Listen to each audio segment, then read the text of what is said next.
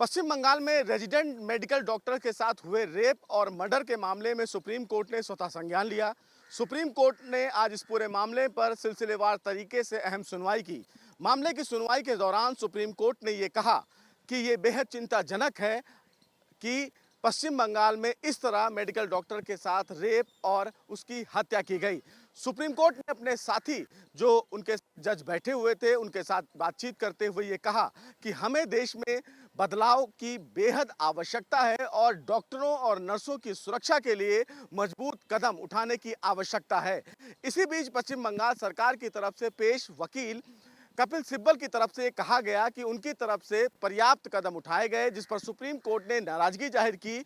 Supreme court ने कहा कि इस पूरे मामले में जब पूरी घटना को वारदात हुआ तो उस समय आखिर एफआईआर दर्ज क्यों नहीं किया गया। इस पर सुप्रीम कोर्ट ने पश्चिम बंगाल सरकार से सवाल किया और ये कहा कि अस्पताल प्रशासन के द्वारा इस वारदात के 3 घंटे के बाद एफआईआर दर्ज क्यों कराया गया। वहीं सुप्रीम कोर्ट ने यह भी कहा कि आखिर जो पीड़िता हैं उन पीड़िता के परिवार वालों से भी मुलाकात नहीं करवाई गई।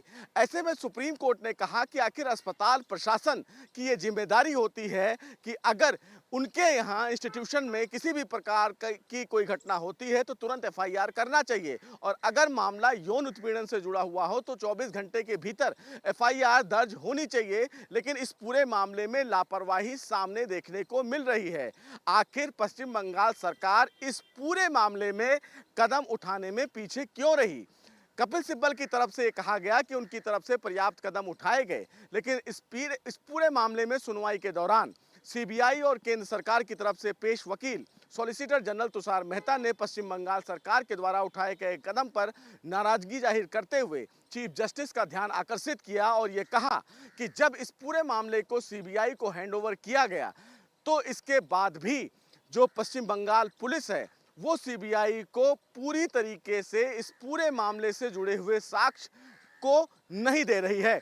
इस पर सुप्रीम कोर्ट ने कहा कि इस पूरे मामले में पश्चिम बंगाल सरकार को सीबीआई का पूरा समर्थन करना होगा। सुप्रीम कोर्ट ने इस पूरे मामले में डॉक्टरों की सुरक्षा, उनकी व्यवस्था को और सुदृढ़ और मजबूत बनाने के लिए एक नेशनल टास्क फोर्स का भी गठन किया। ये टास्क फोर्स अपना 3 महीने में रिपोर्ट सुप्रीम कोर्ट में देगी। टास्क फोर्स का काम यह होगा कि ये टास्क फोर्स देश भर के तमाम जो डॉक्टर्स हैं, नर्स हैं, अस्पतालों की व्यवस्था है, वहाँ पर बाथरूम की स्थिति, खाने की स्थिति, सुरक्षा की स्थिति, इसको लेकर एक विस्तृत रिपोर्ट सुप्रीम कोर्ट को देंगी, जिसमें अब 8 लोगों को शामिल किया गया है जो देश के बड़े डॉक्टर्स हैं, कुछ एम्स के डायरेक्टर हैं, नेवी चीफ के डायरेक्टर हैं। तो इन तमाम लोगों को फिलहाल शामिल किया गया है। लेकिन सुप्रीम कोर्ट ने आज मामले की सुनवाई के दौरान टिप्पणी करते हुए कहा कि अब इस दिशा में कहीं ना कहीं बदलाव की आवश्यकता है। डॉक्टर्स को सुरक्षा देने बहुत ज़्यादा जरूरी है, लिहाजा इस दिशा में केंद्र सरकार को भी मजबूत कदम उठाने की आवश्यकता है। सुप्रीम कोर्ट ने इस पूरे मामले में केंद्र सरकार से भी ये कहा कि जो नेशनल टास्क फोर्स बनाई गई है, इस टास्क फोर्स में डॉक्टरों की सुरक्षा के मद्देनजर जो भी जरूरी कदम हो उनको शामिल किया जाए। हालांकि पश्चिम बंगाल सरकार की तरफ से कपिल सिब्बल ने कहा कि सुप्रीम कोर्ट जो भी आदेश देगा पश्चिम बंगाल सरकार उसको इम्प्लीमेंट करेगी। लेकिन सुप्रीम कोर्ट आज पश्चिम बंगाल सरकार की दलीलों से संतुष्ट नहीं दिखा। सुप्रीम कोर्ट ने कहा कि पश्चिम बंगाल सरकार अगर चाहती तो वो जो भी अस्पताल में तोड़फोड़ हुई उस पर रोक लगा सकती थी, लेकिन जो वीडियो हमने देखा है उस वीडियो के मुताबिक पुलिस वहां पर खड़ी थी और लोग तोड़फोड़ कर रहे थे। लिहाजा सुप्रीम कोर्ट ने पश्चिम बंगाल सरकार से भी ये सवाल पूछा है और एक रिपोर्ट सुप्रीम कोर्ट में दाखिल करने के लिए कहा है कि जो तोड़फोड़ उस दिन हुई उस तोड़फोड़ को लेकर पश्चिम बंगाल सरकार के द्वारा क्या कदम उठाए गए, कितने लोगों को गिरफ्तार किया गया, ये तमाम चीजें फिलहाल सुप्रीम कोर्ट ने पश्चिम बंगाल सरकार से पूछा है। सुप्रीम कोर्ट ने यह भी कहा कि अस्पताल प्रशासन के उस प्रिंसिपल के साथ पश्चिम बंगाल सरकार के द्वारा क्या कार्रवाई की गई है। हालांकि सुप्रीम कोर्ट ने सीबीआई से भी ये कहा है कि वो अपना एक स्टेटस रिपोर्ट सुप्रीम कोर्ट में सीधे दाखिल करेंगे, क्योंकि ये बहुत सेंसिटिव मामला है।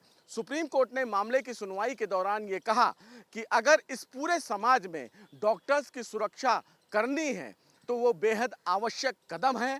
जिस तरह की घटना हुई है और जिस तरह से कदम पश्चिम बंगाल सरकार के द्वारा उठाया गया, उस कदम से कहीं ना कहीं सुप्रीम कोर्ट बहुत ज़्यादा संतुष्ट नहीं दिखा।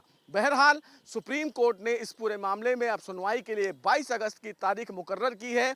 22 अगस्त को इस पूरे मामले में सुनवाई की जाएगी। सुप्रीम कोर्ट ने पश्चिम बंगाल सरकार से भी जवाब मांगा है और साथ ही साथ सीबीआई से 22 अगस्त तक अपनी रिपोर्ट दाखिल करने के लिए कहा है। सुप्रीम कोर्ट 22 अगस्त को ये देखेगा कि सीबीआई जो इस पूरे मामले में जांच कर रही है वो जांच अभी किस स्टेज पर है। तो अब ऐसे में सुप्रीम कोर्ट ने तमाम जो डॉक्टर्स हड़ताल पर बैठे हैं उनसे भी अपील किया गया है कि अब वो हड़ताल खत्म करें, क्योंकि उनकी सुरक्षा को लेकर सुप्रीम कोर्ट सुनवाई के लिए आगे आया है। सुप्रीम कोर्ट ने आज सुनवाई के दौरान तमाम देश भर के डॉक्टरों से ये भी कहा कि अगर कोई डॉक्टर सुरक्षा को लेकर कुछ भी कहना चाहते हैं तो वो सुप्रीम कोर्ट के समक्ष अपनी बात रखने के लिए स्वतंत्र हैं। बहरहाल इस पूरे मामले में सुप्रीम कोर्ट ने अहम सुनवाई की और अहम सुनवाई करते हुए तमाम डॉक्टर से जो फिलहाल देशव्यापी हड़ताल पर बैठे हैं उनसे हड़ताल खत्म करने की अपील की है। देखना बेहद अहम होगा कि सुप्रीम कोर्ट की इस सुनवाई के बाद अब देश भर के तमाम वो डॉक्टर्स जो हड़ताल पर बैठे हैं वो अपना हड़ताल खत्म करते हैं या फिर नहीं। पश्चिम बंगाल में रेजिडेंट मेडिकल डॉक्टर के साथ हुए रेप और मर्डर के मामले में सुप्रीम कोर्ट ने स्वतः संज्ञान लिया। सुप्रीम कोर्ट ने आज इस पूरे मामले पर सिलसिलेवार तरीके से अहम सुनवाई की। मामले की सुनवाई के दौरान सुप्रीम कोर्ट ने ये कहा कि ये बेहद चिंताजनक है कि पश्चिम बंगाल में इस तरह मेडिकल डॉक्टर के साथ रेप और उसकी हत्या की गई। सुप्रीम कोर्ट ने अपने साथी जो उनके जज बैठे हुए थे उनके साथ बातचीत करते हुए ये कहा कि हमें देश में बदलाव की बेहद आवश्यकता है और डॉक्टरों और नर्सों की सुरक्षा के लिए मजबूत कदम उठाने की आवश्यकता है। इसी बीच पश्चिम बंगाल सरकार की तरफ से पेश वकील कपिल सिब्बल की तरफ से कहा गया कि उनकी तरफ से पर्याप्त कदम उठाए गए, जिस पर सुप्रीम कोर्ट ने नाराजगी जाहिर की। सुप्रीम कोर्ट ने कहा कि इस पूरे मामले में जब पूरी घटना को वारदात हुआ तो उस समय आखिर एफआईआर दर्ज क्यों नहीं किया गया। इस पर सुप्रीम कोर्ट ने पश्चिम बंगाल सरकार से सवाल किया और ये कहा कि अस्पताल प्रशासन के द्वारा इस वारदात के 3 घंटे के बाद एफआईआर दर्ज क्यों कराया गया। वहीं सुप्रीम कोर्ट ने यह भी कहा कि आखिर जो पीड़िता हैं उन पीड़िता के परिवार वालों से भी मुलाकात नहीं करवाई गई। ऐसे में सुप्रीम कोर्ट ने कहा कि आखिर अस्पताल प्रशासन की ये जिम्मेदारी होती है कि अगर उनके यहाँ इंस्टीट्यूशन में किसी भी प्रकार की कोई घटना होती है तो तुरंत एफआईआर करना चाहिए और अगर मामला यौन उत्पीड़न से जुड़ा हुआ हो तो 24 घंटे के भीतर एफआईआर दर्ज होनी चाहिए। लेकिन इस पूरे मामले में लापरवाही सामने देखने को मिल रही है। आखिर पश्चिम बंगाल सरकार इस पूरे मामले में कदम उठाने में पीछे क्यों रही।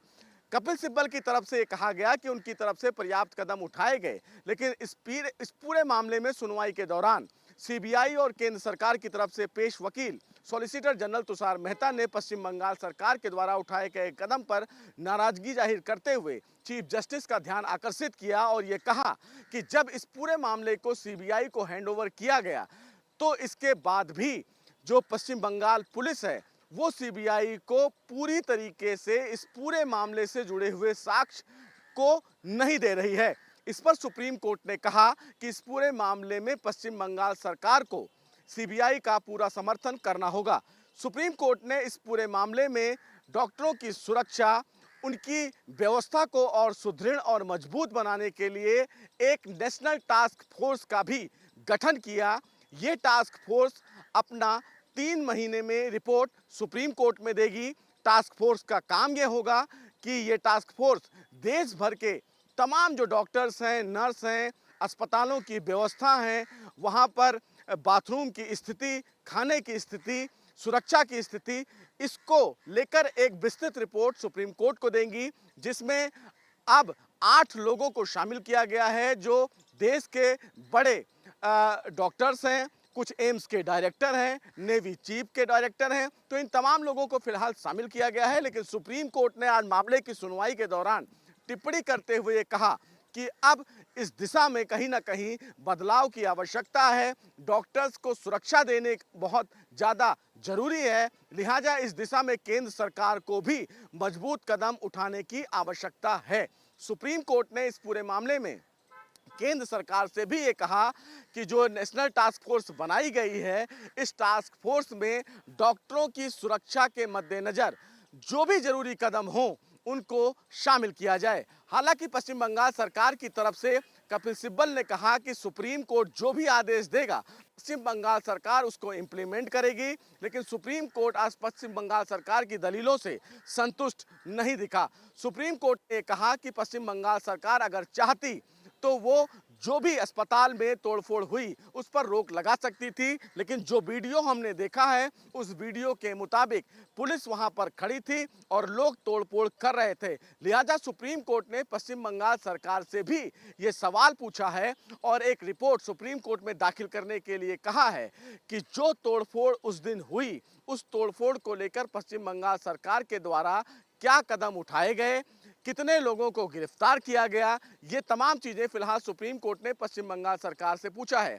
सुप्रीम कोर्ट ने यह भी कहा कि अस्पताल प्रशासन के उस प्रिंसिपल के साथ पश्चिम बंगाल सरकार के द्वारा क्या कार्रवाई की गई है। हालांकि सुप्रीम कोर्ट ने सीबीआई से भी ये कहा है कि वो अपना एक स्टेटस रिपोर्ट सुप्रीम कोर्ट में सीधे दाखिल करेंगे, क्योंकि ये बहुत सेंसिटिव मामला है। सुप्रीम कोर्ट ने मामले की सुनवाई के दौरान ये कहा कि अगर इस पूरे समाज में डॉक्टर्स की सुरक्षा करनी है तो वो बेहद आवश्यक कदम है। जिस तरह की घटना हुई है और जिस तरह से कदम पश्चिम बंगाल सरकार के द्वारा उठाया गया, उस कदम से कहीं ना कहीं सुप्रीम कोर्ट बहुत ज़्यादा संतुष्ट नहीं दिखा। बहरहाल सुप्रीम कोर्ट ने इस पूरे मामले में अब सुनवाई के लिए 22 अगस्त की तारीख मुकर्रर की है। 22 अगस्त को इस पूरे मामले में सुनवाई की जाएगी। सुप्रीम कोर्ट ने पश्चिम बंगाल सरकार से भी जवाब मांगा है और साथ ही साथ सीबीआई से 22 अगस्त तक अपनी रिपोर्ट दाखिल करने के लिए कहा है। सुप्रीम कोर्ट 22 अगस्त को ये देखेगा कि सीबीआई जो इस पूरे मामले में जांच कर रही है वो जांच अभी किस स्टेज पर है। तो अब ऐसे में सुप्रीम कोर्ट ने तमाम जो डॉक्टर्स हड़ताल पर बैठे हैं उनसे भी अपील किया गया है कि अब वो हड़ताल खत्म करें, क्योंकि उनकी सुरक्षा को लेकर सुप्रीम कोर्ट सुनवाई के लिए आगे आया है। सुप्रीम कोर्ट ने आज सुनवाई के दौरान तमाम देश भर के डॉक्टरों से ये भी कहा कि अगर कोई डॉक्टर सुरक्षा को लेकर कुछ भी कहना चाहते हैं तो वो सुप्रीम कोर्ट के समक्ष अपनी बात रखने के लिए स्वतंत्र हैं। बहरहाल इस पूरे मामले में सुप्रीम कोर्ट ने अहम सुनवाई की और अहम सुनवाई करते हुए तमाम डॉक्टर्स से जो फिलहाल देशव्यापी हड़ताल पर बैठे हैं उनसे हड़ताल खत्म करने की अपील की है। देखना बेहद अहम होगा कि सुप्रीम कोर्ट की इस सुनवाई के बाद अब देश भर के तमाम वो डॉक्टर्स जो हड़ताल पर बैठे हैं वो अपना हड़ताल खत्म करते हैं या फिर नहीं। वीडियो जर्नलिस्ट सिद्धार्थ के साथ सुशील पांडे, न्यूज नेशन, दिल्ली।